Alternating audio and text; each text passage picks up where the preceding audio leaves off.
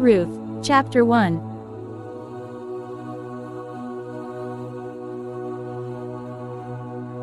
In the days when the judges ruled, there was a famine in the land, and a man of Bethlehem in Judah went to sojourn in the country of Moab, he and his wife and his 2 sons.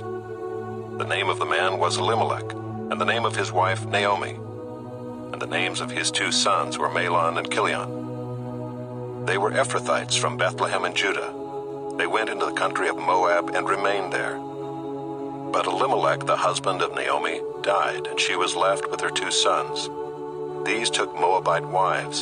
The name of the one was Orpah, and the name of the other Ruth. They lived there about 10 years, and both Mahlon and Chilion died, so that the woman was left without her 2 sons and her husband.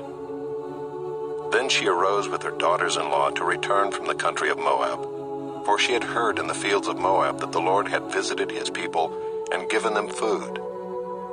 So she set out from the place where she was with her 2 daughters-in-law, and they went on the way to return to the land of Judah.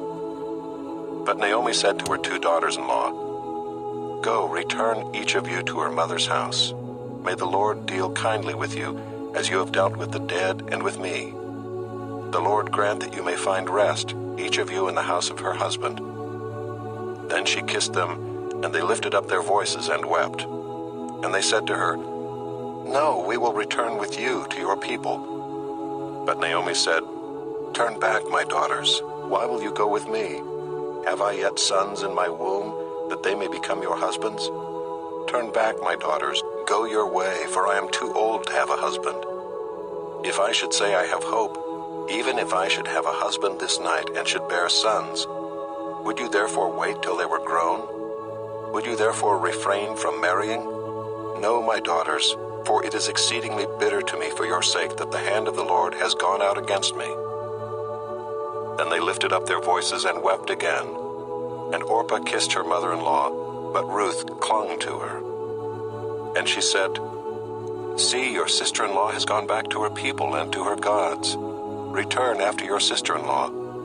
But Ruth said, "Do not urge me to leave you or to return from following you. For where you go, I will go, and where you lodge, I will lodge. Your people shall be my people, and your God, my God. Where you die, I will die, and there will I be buried. May the Lord do so to me, and more also, if anything but death parts me from you." And when Naomi saw that she was determined to go with her, she said no more. So the 2 of them went on until they came to Bethlehem. And when they came to Bethlehem, the whole town was stirred because of them. And the women said, "Is this Naomi?" She said to them, "Do not call me Naomi.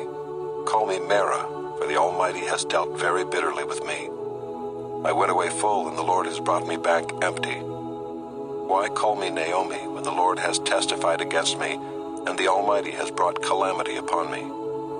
So Naomi returned, and Ruth the Moabite her daughter-in-law with her, who returned from the country of Moab. And they came to Bethlehem at the beginning of barley harvest.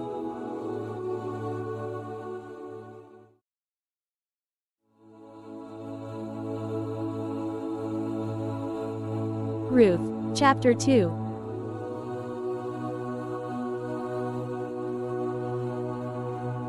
Now Naomi had a relative of her husband's, a worthy man of the clan of Elimelech, whose name was Boaz.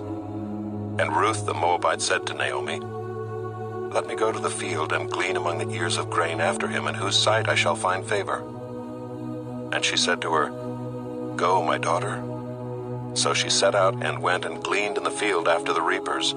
And she happened to come to the part of the field belonging to Boaz, who was of the clan of Elimelech. And behold, Boaz came from Bethlehem. And he said to the reapers, "The Lord be with you." And they answered, "The Lord bless you." Then Boaz said to his young man who was in charge of the reapers, "Whose young woman is this?"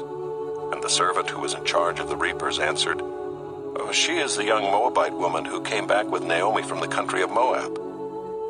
She said, "Please let me glean and gather among the sheaves after the reapers." So she came, and she has continued from early morning until now, except for a short rest.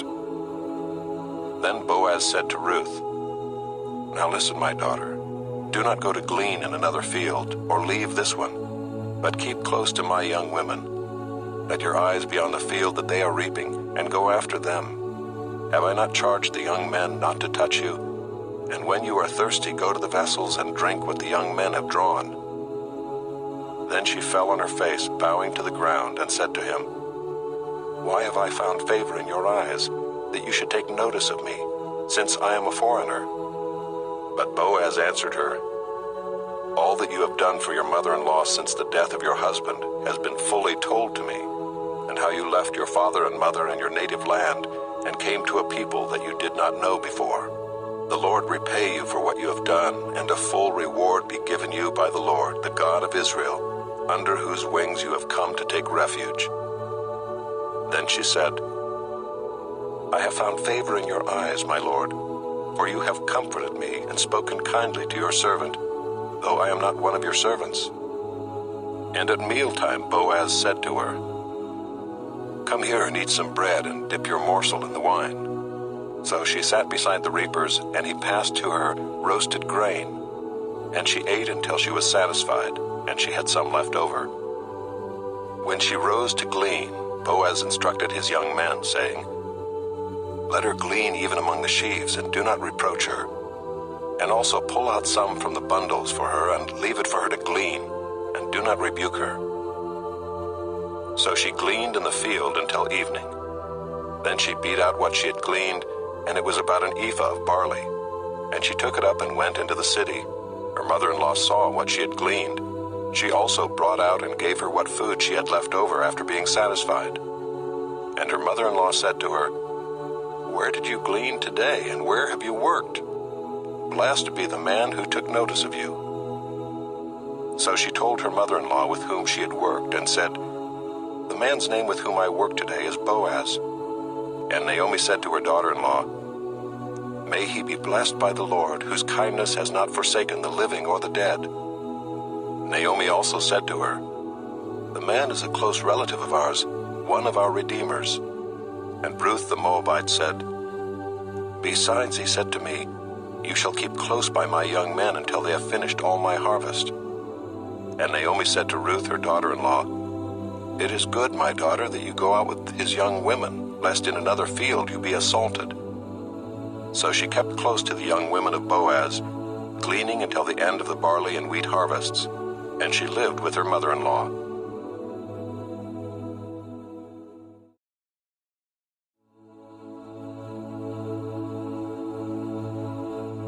Ruth, Chapter 3.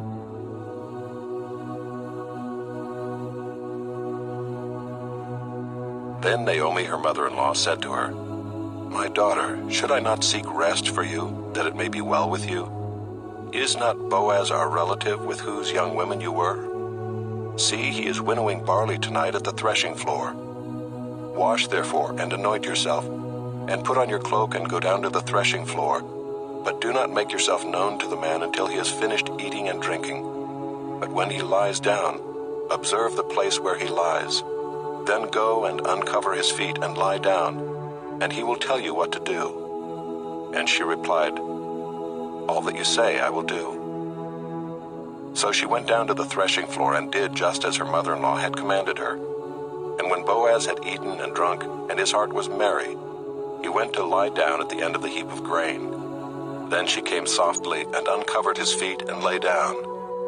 At midnight the man was startled and turned over, and behold, a woman lay at his feet. He said, "Who are you?" And she answered, "I am Ruth, your servant. Spread your wings over your servant, for you are a redeemer." And he said, "May you be blessed by the Lord, my daughter. You have made this last kindness greater than the first, in that you have not gone after young men, whether poor or rich. And now, my daughter, do not fear. I will do for you all that you ask, for all my fellow townsmen know that you are a worthy woman. And now it is true that I am a redeemer, yet there is a redeemer nearer than I.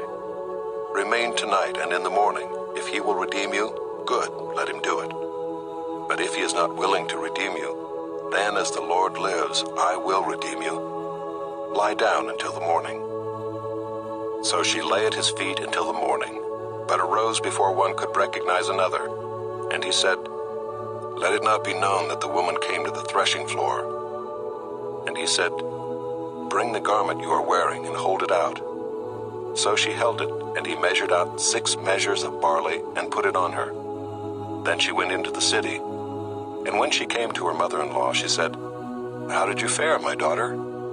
Then she told her all that the man had done for her, saying, "These 6 measures of barley he gave to me, for he said to me, 'You must not go back empty-handed to your mother-in-law.'" She replied, "Wait, my daughter, until you learn how the matter turns out, for the man will not rest, but will settle the matter today."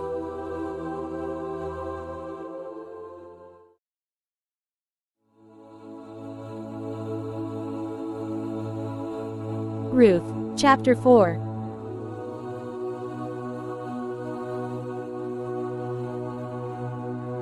Now Boaz had gone up to the gate and sat down there, and behold, the Redeemer of whom Boaz had spoken came by. So Boaz said, "Turn aside, friend, sit down here." And he turned aside and sat down. And he took 10 men of the elders of the city and said, "Sit down here." So they sat down. Then he said to the Redeemer, "Naomi, who has come back from the country of Moab, is selling the parcel of land that belonged to our relative Elimelech. So I thought I would tell you of it and say, buy it in the presence of those sitting here and in the presence of the elders of my people. If you will redeem it, redeem it. But if you will not, tell me that I may know, for there is no one besides you to redeem it, and I come after you." And he said, "I will redeem it." Then Boaz said, "The day you buy the field from the hand of Naomi, you also acquire Ruth the Moabite, the widow of the dead, in order to perpetuate the name of the dead in his inheritance." Then the Redeemer said, "I cannot redeem it for myself, lest I impair my own inheritance. Take my right of redemption yourself, for I cannot redeem it." Now this was the custom in former times in Israel concerning redeeming and exchanging. To confirm a transaction, the one drew off his sandal and gave it to the other, and this was the manner of attesting in Israel. So when the Redeemer said to Boaz, "Buy it for yourself," he drew off his sandal. Then Boaz said to the elders and all the people, "You are witnesses this day that I have bought from the hand of Naomi all that belonged to Elimelech, and all that belonged to Chilion and to Mahlon. Also Ruth the Moabite, the widow of Mahlon, I have bought to be my wife, to perpetuate the name of the dead in his inheritance, that the name of the dead may not be cut off from among his brothers, and from the gate of his native place. You are witnesses this day." Then all the people who were at the gate and the elders said, "We are witnesses. May the Lord make the woman who is coming into your house, like Rachel and Leah, who together built up the house of Israel. May you act worthily in Ephrathah, and be renowned in Bethlehem. And may your house be like the house of Perez, whom Tamar bore to Judah, because of the offspring that the Lord will give you by this young woman." So Boaz took Ruth, and she became his wife. And he went into her, and the Lord gave her conception, and she bore a son. Then the women said to Naomi, "Blessed be the Lord, who has not left you this day without a redeemer, and may his name be renowned in Israel. He shall be to you a restorer of life and a nourisher of your old age. For your daughter-in-law who loves you, who is more to you than 7 sons, has given birth to him." Then Naomi took the child and laid him on her lap and became his nurse. And the women of the neighborhood gave him a name, saying, "A son has been born to Naomi." They named him Obed. He was the father of Jesse, the father of David. Now these are the generations of Perez. Perez fathered Hezron. Hezron fathered Ram. Ram fathered Amminadab. Amminadab fathered Nahshon. Nahshon fathered Salmon. Salmon fathered Boaz. Boaz fathered Obed. Obed fathered Jesse. And Jesse fathered David.